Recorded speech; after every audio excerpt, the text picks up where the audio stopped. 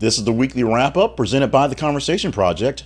I'm Jay Cleveland Payne, and this is simply a wrap up of news stories we posted all week on the Conversation Project feeds on Facebook and Twitter, or X, and talked about, or at least most of them throughout the week, in the things you might have heard videocasts and podcasts every single weekday morning. There, we give you the latest news to get your day started with news you vet as conversational, with a little bit of personal perspective on which ones kind of fit the bill. For this podcast, we go straight to the stats and use just your pure engagement score to present you the data-driven top 10 stories of the week. We'll also give you a little perspective on what didn't make it by revealing the almost rans. These stories are from 11 through 15 and give you some sort of story behind the story of what didn't quite make it into, but what you still loved anyway, and some perspective to things that you didn't quite get into with the almost relevant story of the week. That's what we call it. It's a story ranked this week at the very, very bottom with the very least response coming out there. 194 distinct stories, and this is what this one is this week.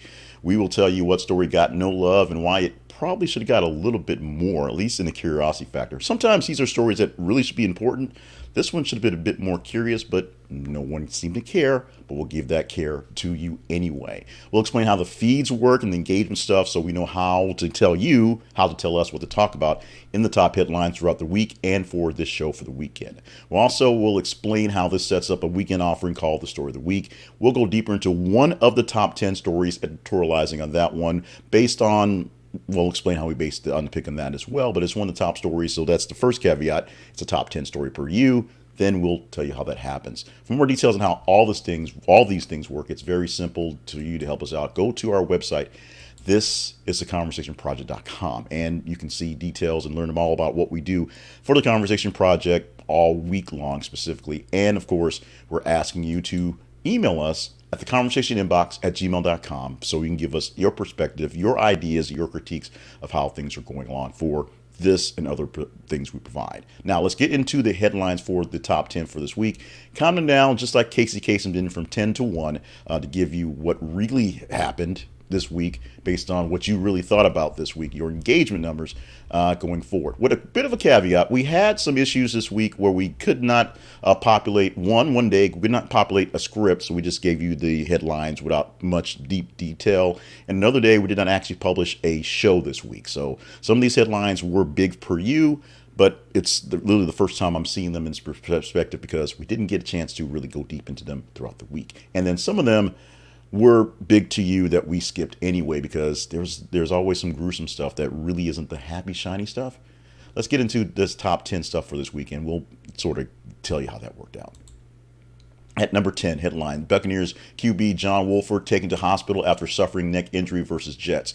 Football season is upon us, both the pros and the college games and semi-pros. If you have a team near you that plays semi-pros, just a bunch of old dudes that are still playing football, good for them. My knees can't take it anymore. But this was a serious issue in a preseason game with the Buccaneers and the Jets, where quarterback John Wolford was taken off the field, taken down by Jalen Holmes in a pretty big hit, and that had the trainees out there for a while, and actually was carted off to field and taken to the hospital for a checkup. There is no update for this one. I don't have her here in my notes, so we'll try to get more of those going forward and see how injury reports start with the first week of NFL football being next week.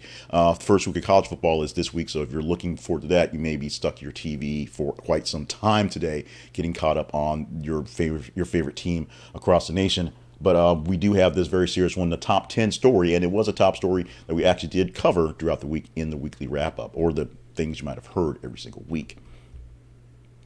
At number 9 this week, Russia's Luna 25 spacecraft suffers technical glitch in pre-landing maneuver. So, two nations try to shoot for the moon literally this week. Russia had a failure. This happened on Saturday when we posted a story where they had to scrap the whole situation because their launch craft, the Luna 25, had a glitch that did not allow it to properly function. The irony is that India actually did do it. They actually made it to the moon this week. So yay, India, boo, Russia, I guess. Go deeper into the story and how space race is going as everyone's trying to figure out how to get back to the moon. As the moon's going to get more crowded, the big deal now is getting to Mars. And we'll talk more about Mars in future weeks. As many people say, Mars is now going to be pretty much impossible. We will see how that works out. But for this week, Russia didn't work out very well trying to get to the moon because their spacecraft didn't work out so well. maybe they're having issues with other things, kind of swamped with just being busy, and something else fell from the sky. We'll get to that in a bit here in this countdown in the top 10 for the week stuff. At number 8, a surprising addition and a surprising notation where it is. WWE star known as Bray Wyatt dead at 36. The man born Wyndham Rotunda, who was known as Bray Wyatt for the bulk of his time with the WWE, passed away unexpectedly from an illness we don't quite know at 36. He has been off the television for WWE for months after a third massive return as this character with a newfound fresh reliance on basically changing it up. One of the most, as a younger person, he's basically known as one of the most happiest guys in backstage and one of the people that was most creative. He was given a lot of free reign as a late 20-year-old to create the Bray Wyatt character after having failed initial character and just turning it into just some little weird sort of thing to this god of creation, god of creativity that people fell in love with, even though he was in all cases the bad guy every single time he was out there.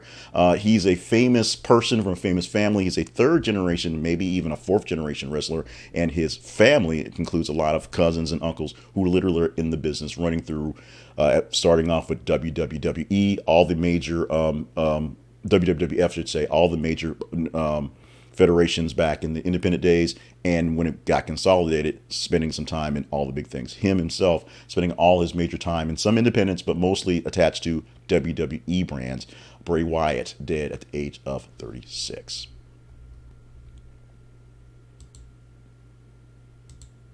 At number 7 this week, MindGeek, Pornhub's parent company, rebands as Arlo, AYLO, ILO, for a fresh start. Not sure if I pronounced that properly, but the company that owns Pornhub and a couple other things called MindGeek, which was known for sort of data stuff and then sort of got into entertainment and sort of bought Pornhub, has rebranded to sort of put a fresh start on things. Now, Pornhub itself is having issues, which were not really delved in deep into this discussion, sort of rolled over. And the fact that most states have put some sort of ban on pornographic or the legal or ones, pornographic type content, where you have to go through a third party or have something to basically prove that you're 18 years old, essentially keeping Pornhub off of many devices because people don't want to go through that process of showing ID to get into the Pornhub site. So to try to get around some of the things and trying to show themselves as a newer company, they literally came up with a newer name, Arlo. It's a lot like Meta from Facebook or something like that.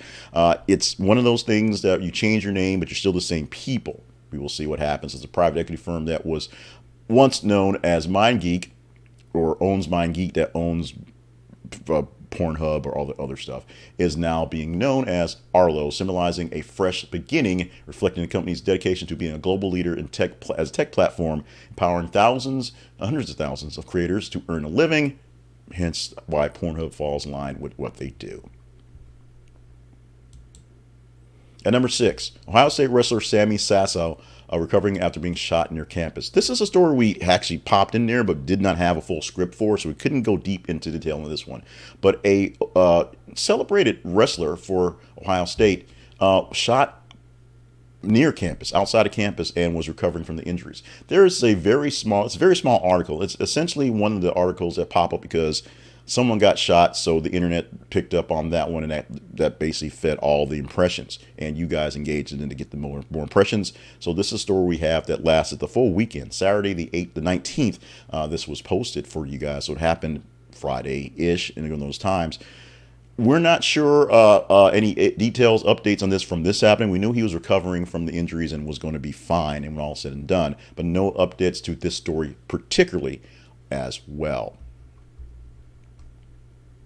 At number 5 this week, a story we posted in the day we didn't have much in the way of a script, but it was kind of self-evident. At number 5, Michigan self-imposes 3-game ban for Jim Harbaugh, which was posted on Monday, the 21st of August. So it was a Tuesday show that we talked about it. And it's simple. Jim Harbaugh has been suspended for 3 games because of legal violations during the COVID-19 dead period. Harbaugh basically told his players they had to keep on playing because don't get bitter, get better. That's how he speaks. But essentially, violating rules, violating things, not doing things by the actual way they should be, is something Jim Harbaugh is kind of known for. And so he's been self-imposed. Michigan or Jim Harbaugh basically said, okay, we're going to skip 3 games. Not because we're really great people and we understand the wrong things. It's because it's going to keep us out of bigger trouble. If we miss 3 games and he can sort of sit in the sidelines and, text people plays or something like that, we can do that. Not that we're saying he's going to sit on the sidelines and text people plays, but it's not like it hasn't happened before in many sports where people have been banned from the sidelines and have just sort of found ways to input their input into the games. In fact, in baseball, it's kind of famous for people doing stuff, staying in the clubhouse and sort of yelling out things kind of in semaphore or smoke signals to get things out to the main pitch. It kind of happens. Jim Harbaugh not being a great guy, but at least imposing a 3-game suspension for some stuff that should have not been done during the COVID dead period. At number 4, Taylor Swift impersonator Ashley Leachin kicked out of LA shop for pretending to be the singer. Now, while Taylor Swift was literally out of the country attending some other, I guess she was in New Jersey, I guess. Like, that's not quite out of the country. But while she was gone for a weekend, an impersonator on TikTok kind of did her thing to wander around the streets of LA, pretending to be Taylor Swift and sort of decoying people and getting people to think, wow, that's Taylor Swift.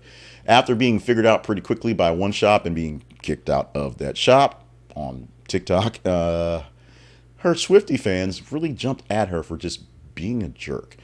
Here's a pro tip for folks who like to love Taylor Swift or like other personalities and like to sort of be them in the moment. Yeah, just don't do that. Really bad taste, really bad stuff, and the videos make you look like, well, you know what it makes you look like. This is one that lasted a full week for here as a top 4 story, probably because Taylor Swift was in the title, but the big deal was Ashley Leachin, not actually Taylor Swift, walking through LA on a weekend when she knew Taylor was in New Jersey, which might as well be another country, just wandering around trying to do her thing, which is technically doing Taylor's thing. So that's why it's not so great.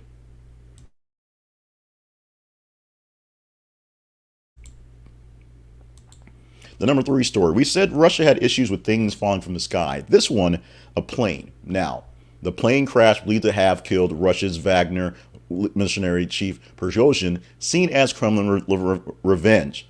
Say that 3 times fast. This was posted late Thursday. The original posting was essentially, the plane went down carrying Mr. Prigozhin, the chief of the Wagner group, who led a kind of mini coup on a weekend and then decided, you know what, I'm just going to chill in Russia because I'm that good.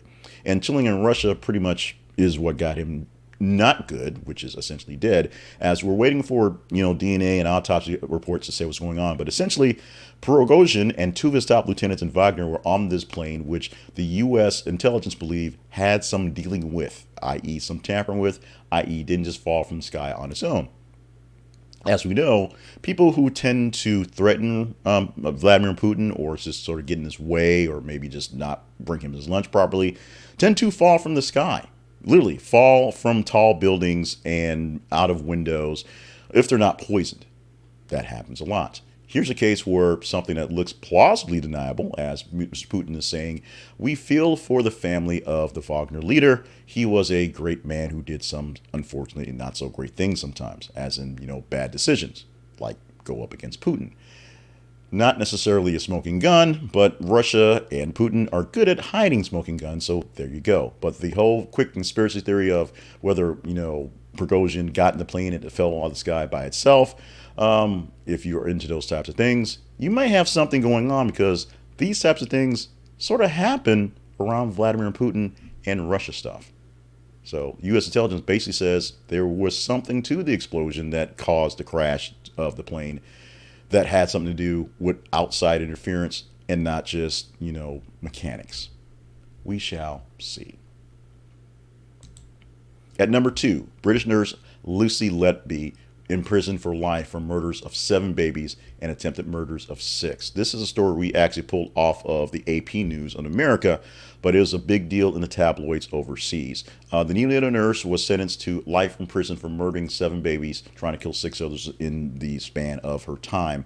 The entrusted nurse caring for the most fragile infants, given the most severe punishment that she could get on the British rule, Basically, she sickened them on purpose by injecting air into their veins and poisoned some with insulin and force feeding others to drink milk.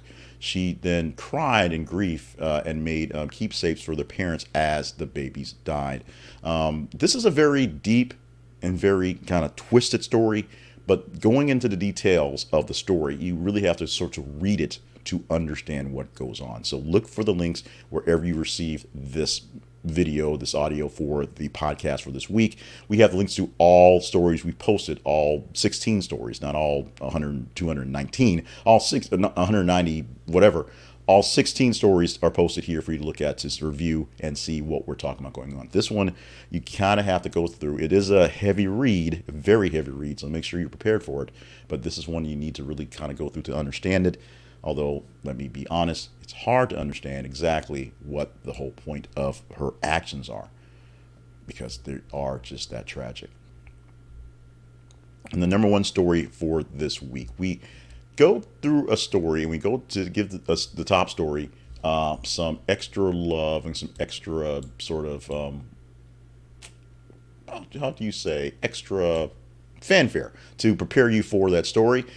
This is one that we give you the stats on to tell you how it compares to the other stories for this week. And the stats for this number one story, it is the top story on Twitter, which is to be expected. Twitter kind of runs things. The top Facebook story, by the way, was the Taylor Swift impersonation story. So there's how that got there. That turned that story from a top 15, 11 through 15 to a top 10 story, number 4 on its own. Now, this story was more engaging than the prior story by 38.46%. And it's more engaging as from the story at the very bottom, 194, by, get this number, 287,900%. Always misread that. This story got 8% of all engagement, 8.08% of all the stories this week. So in a week we didn't have anything that was a runaway big story. This story got 8% of all the engagement this week. The number 2 story only got about 5.5. So that's how you go for that one. What is the headline for the top 10 story? Top 1 story for the top 10 story. Say that 3 times fast as well. It's a headline that would pull people in, as you expect, with the posting we put as active shooting situation unfolding in Pittsburgh neighborhood. That title has been updated to suspect dead after active shooting situation in Pittsburgh neighborhood, authorities say. That was because after a few hours after we posted this, they wrapped up the issue.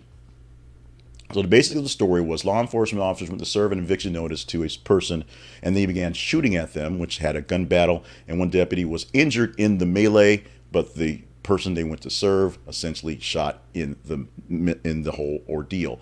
Go to the link to go deeper into what was going on. Essentially, authorities and the police chief said they're glad how these things went down.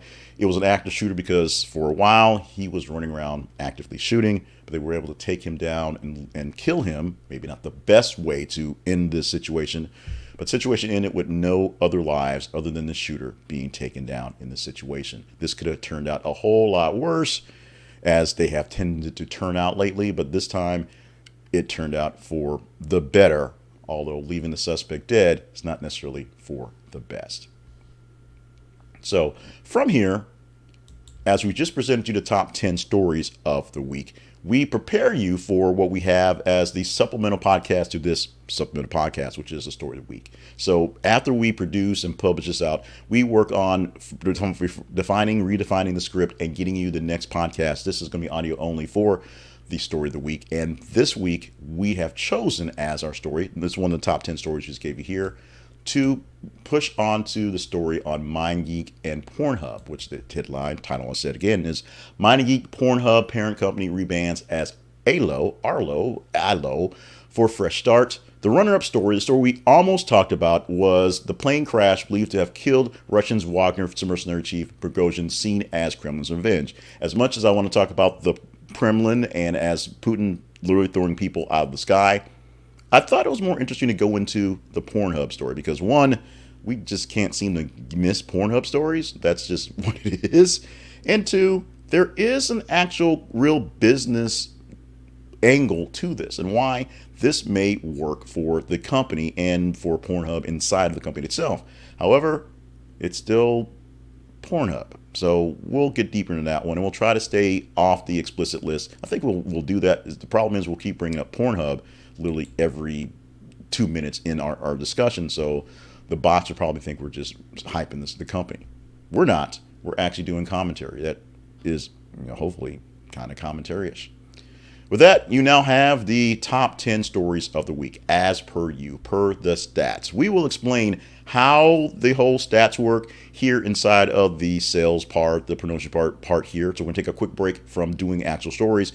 When we come back after the ads and after the promotions, we'll come back and give you the almost rans, stories number 11 through 15, for some perspective of stories you loved but didn't love quite so much, and the story you pretty much had no love for, 194 this week, the almost relevant story of the week. We'll get back to those stories in a bit. Quick stop for ads. Very quick stop for ads. So stick with us for just a bit for that here with the weekly wrap up for the week ending August 26th, 2023.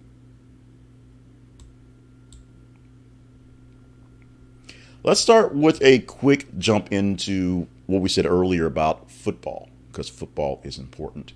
You want to get in all the action on football and you're finally ready to cut the cord, or you've cut the cord and realized that the guys you're with right now really do kind of suck. This can help you out bigly. This is the YouTube TV, and what YouTube TV will offer you is over 100 live channels. Number one, they are also your home for NFL Sunday Ticket right now. They also will have, as you see if you're watching the video, the best live TV streaming service overall. That's said by CNET Magazine and other people, so you may not believe that. But listen to me. I've been using YouTube TV since we cut the cord many years ago, and it has worked out perfectly for us. In my situation where we have been displaced because of our tornado breaking our house down and it being rebuilt, we still have all the same TV stuff to live to and look at and DVR stuff because we use digital on YouTube TV. I mean, it's not as good as having your own house, but it's there. YouTube TV allows us to have 6 different accounts. So I have an account for each member in my household, plus 2 accounts are used for business stuff to use to stream things on those end. And it is awesome. It is great. You get 100 channels plus access to premium channels such as HBO or Max, whatever it's called these days, Showtime, things like that. Various sports channels, various packages, various news channels, and of course now they are the home of NFL Ticket. So if you want to get Sunday Ticket in Red Zone, you need to go through YouTube TV anyway. So get yourself set up with that. And not only will they give you $8 off for your first 3 months of your service, use our link and you get an extra $15 off because we're buds. We're friends. We'd love you guys to have better TV. Go to thisistheconversationproject.com/YouTube TV. This is theconversationproject.com/YouTube TV. This is an affiliate link, so you must click the link, buy the service for us to get anything from this. But we want you to check out what is, as CNET says, the best live TV streaming service overall. Your mileage may vary. I don't think it will. I think YouTube TV is going to be the best one out there that you're looking for. And if you've not had a chance to cut the cord, live channels, including your local channels, are there. And you can take it nationwide. If you leave and go on vacation someplace, you can log into your account and still see live local channels. The caveat is your DVR is on your home channel, so you may not get back to that until things are there. That's the only caveat. You don't miss a beat on anything because you can watch it on any device, your smart TVs. It's all over wherever you are. YouTube TV. Check out the link at this. It's theconversationproject.com/YouTube TV, or visit our sponsors page at our website and you can see multitudes of sponsors that you may want to choose to check out. So we are going to talk about now the Conversation Project. And the Conversation Project lives at this is theconversationproject.com. And it's odd to talk about it as, in third person, but here we are talking in third person. The Conversation Project allows you to have conversations and get good news coverage from things that you might not have seen, might have missed, or with people you might not think you want to hang out with. It is your secondary source, as we say, of news. We are your secondary source. We are your news side piece, if you will, because we're not MSNBC, Fox News, CNN. We're not even Newsmax or OAN. We aggregate from various different places, so we tell you right there, the news stories we give you are from all sorts of places. Some more reputable than others, some a little weird, to be honest. But these are stories that seem interesting, seem important, and just seem gosh darn conversational. And you tell us exactly if they are. Every 50 minutes, more or less, we're posting stories on the X service now, the Twitter service, or we're posting stories on the Facebook, which is still the Facebook, although their parent company changed their name too. What you need to do is when you're checking Facebook or checking X, see what we have going on and look for stories that are interesting to you. Like them, love them, hate them, share them. Those are the ways that you engage with them with the various buttons inside those apps. And the more engagement a story gets, the higher score it gets in engagement. Sounds simple. On Monday through Friday, we give you the things you might not have heard podcast, videocast, where we talk about the things from the previous day, for Monday, previous weekend, that are the most conversational stories there. We take a chunk from the top level and give you 10 on Monday, 8 on Tuesday through Friday. Today, we're giving you the top stories per the pure numbers for various reasons for the full week, and that's there. And of course, from that, we're picking up stories for the story of the week. We've talked about it before. We'll talk about it briefly again on the way out. What we need you to do is simply follow us on our feeds on Facebook and Twitter. Facebook.com/This is a Conversation Project and Twitter.com/th_conversation or X.com th_conversation and engage in the stories. On top of that, email us at theconversationinbox@gmail.com. On top of that, visit one of our sponsors. On top of that, stop by our partnerships page and see if there's a way you want to partner up with us directly. It's that simple. The most important things you can do is be engaging and literally engage with us in words, I mean, not verbally, via the email address, but just stick with us and help us do what we're doing. You can figure out your level of support on you. And yes, it costs very little except for time to engage in the stories or send me emails. That's very important. We are looking for your time on top of your dollars, but your dollars do help. So we thank you for dollars in advance and thank you for the time we know that you're giving to us to get things done. And we're done with the promotions and the ads. So let's get back into the news, shall we? Yes, we shall. Starting off with a story that is at number 11. Sorry about that. Caught in a light sneeze, if you will. This headline is one that we also had to sort of get into without a script because we had a weird day this week. But Jimmy Graham, New Orleans tight end Jimmy Graham, arrested after being found wandering in traffic in California. Jimmy Graham has had a stellar career starting off with the New Orleans Saints, traded away, did some good stuff, did some great stuff against the Saints, unfortunately, and is back to essentially end his career in New Orleans, and because that's what you can do. He's got all the love from New Orleans folks. But over the weekend, last weekend, he was found wandering in traffic in California, arrested for lack of a better term, vagrancy, and had to deal with some other just sort of stuff. We're not sure exactly where this thing is going on this one. Basically, the update was that he may have had a seizure because of some medication and was just sort of out of it when it was going on. But that's all we've got this so far. As the Saints have a pretty big preseason game, I guess this weekend, we may see more, hear more about this because it's going to be nationally televised. But we also will probably have a lot of folks in the local area talking about that. I've not had a lot of time. I'm a transplant to Louisiana, so I'm a big Saints fan. I haven't had a lot of time to deal with preseason this year. So I have no idea what's happening and just found out because they had an advertisement that Derek Carr is our quarterback, although it might just be because it's preseason and they just have to, somebody's got to stand there. We shall see how this plays out going forward. And we shall see, hopefully, for the better for Jimmy Graham. At number 12, Oliver Anthony Music, Rich Man's North of Richmond. I always have trouble saying that for some reason. Debuts, as I say often, at number one in the Billboard Hot 100 chart. So the song that's been a viral sensation, which is released on Oliver Anthony Music's own personal music label, because he is an independent music artist, hit number one in the Billboard chart on the first shot. This has never happened before, and never for the quote-unquote one-hit wonder type stuff. Now, will he follow this up with anything real? Who knows? Because it's not exactly Doja Cat or Drake or even Jason Aldean. It is something that's sort of a fluke in entertainment, more like a Psy Gundam style, where it just became a viral thing that just sort of turned into something. Not that Psy wasn't actually trying to shoot for this. This guy wasn't really shooting for this. So because of that, rumor has it, he's making $40,000 a week based on what's happening with this thing, which is far beyond what he's doing before. And it's just the anthem that sort of speaks to the anger and angst of people out there in the world. I have said very honestly and very vocally, not exactly a great song. Not that I'm not a fan of bluegrass music or the music behind it. The lyrics are kind of cheesy and kind of dumb, in my opinion. Update to the story, which we may talk about going forward because we'll see about your engagement.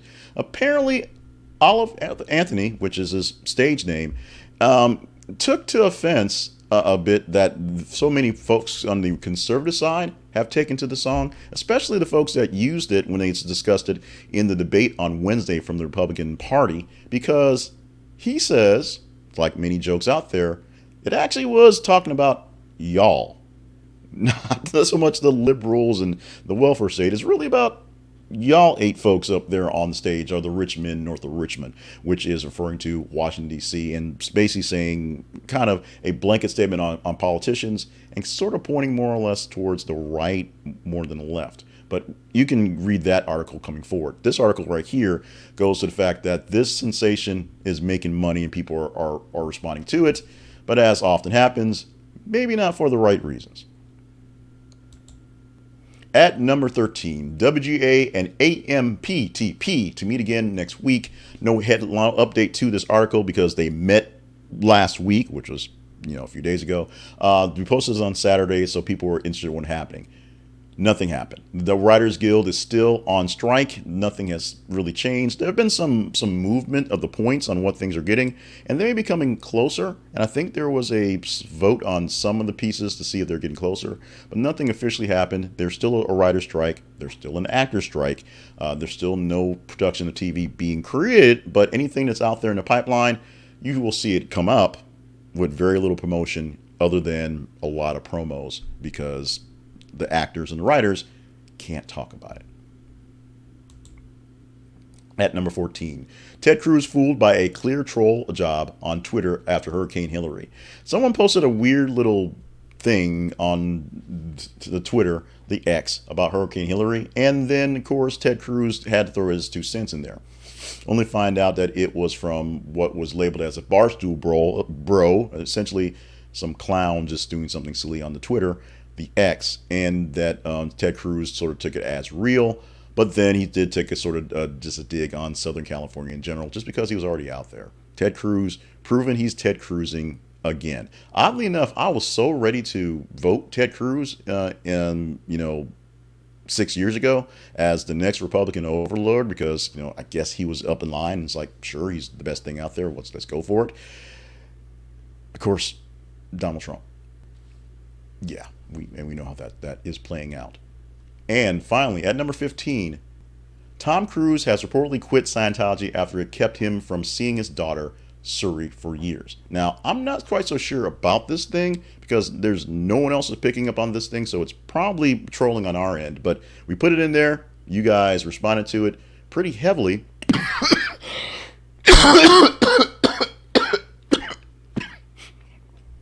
Sorry, couldn't catch that one. Pretty heavily on that end. But we don't have any confirmation of this. Now, Tom Cruise is, of course, thrice divorced, so he could run for president, too. He'd probably win on that case.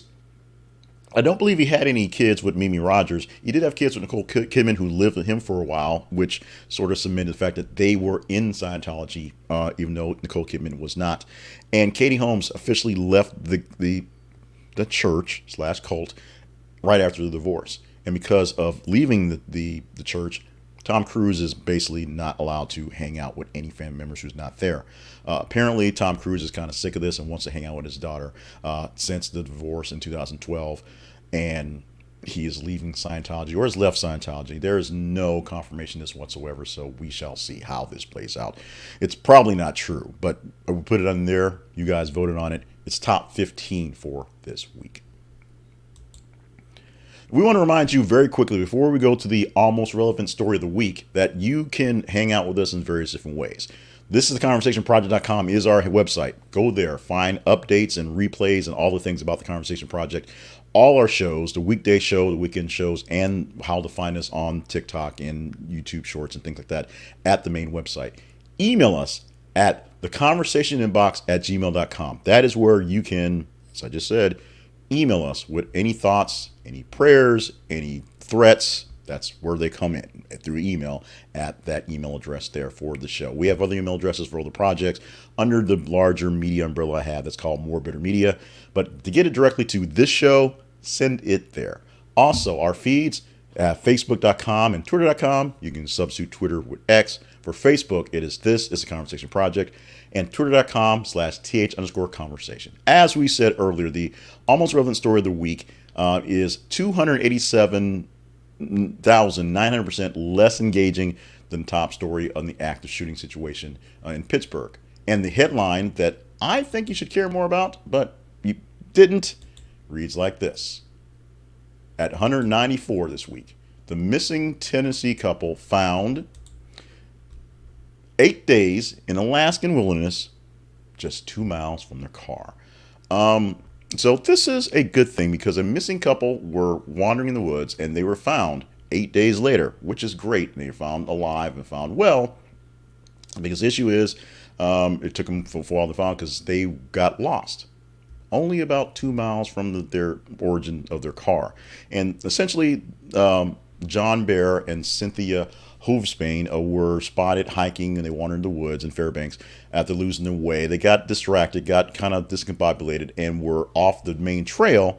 Couldn't find a way back to the trail, which is why they were wandering for 8 days. Luckily, they were found. Luckily, they were found well. Luckily, they are in good health and hopefully good spirits, and they have a story to tell the world going forward. Got their 15 minutes of fame, and this post we got via the New York Post, posting on Sunday. So you guys didn't care about it for the entire week. Of all the stories that were out there that got any engagement, this one at the very bottom. It is. I thought more people would be more curious about this one, but obviously I was wrong. This one got pretty much close to no engagement. But that's not the problem for this week. I guess it is because it's gone. But now it's not a problem this week because we're going to focus on the following week. That is going on from here on. Starting from Friday the 25th, going all the way to the next upcoming Friday, we will give you 7 days plus a few hours of stories to choose from for our weekly morning news update, things you might have heard, which will give you a chance to get the top stories from the previous part. On Monday, we'll give you the top 10 stories from the top 30 stories of the weekend. The rest of the week, 8 stories from top 15. And then we'll come back here on your Saturday edition and give you the top 10 stories that were truly, by the numbers, what you said we should be talking about. And some of them we will, some of them we won't, because I don't know, I get kind of picky, and some of the gruesome things I don't want to really put in the morning things unless they really, really are big. Note that we did not have any of the shenanigans from President Donald Trump or his folks in this story, in this podcast. They were pretty high, just not quite 15 or up based on all the things going on. And probably because, the higher engagement came to the real mainstream folks who people were actually watching at those times. But they were in there. We talked about, we discussed them. We used Rudy Giuliani and Donald Trump's mugshots for Thursday and Friday shows, so we got them in there. What we want you to do, as I said earlier, is follow us on our feeds and follow us at our website and let us know what stories we're talking about. Literally, you tell us what to talk about every single weekday morning and every weekend for this thing here and coming up in the upcoming Story of the Week. You told me what to choose from, and we're choosing Pornhub. That may say a lot about me, but also says a lot about y'all, so we're in this together. You'll hear that coming down to your feeds in a few hours after this goes live. Thank you so much for being a part of the family. Make sure you're staying limber, staying hydrated, and staying on task, because life is a game, but it's a game that should be played on an extended view. So play the game well. Play the game with as many obstacles in your way that you can overcome, and not putting obstacles in your way to make it harder for you to play. I love you all. Mean it very much. We're going to find out next week what stories are the top 10 stories per your True engagement. What stories do you tell me that you all really, really, really got into? We won't know until next Saturday. So we will see you in another edition of this whole thing next Saturday.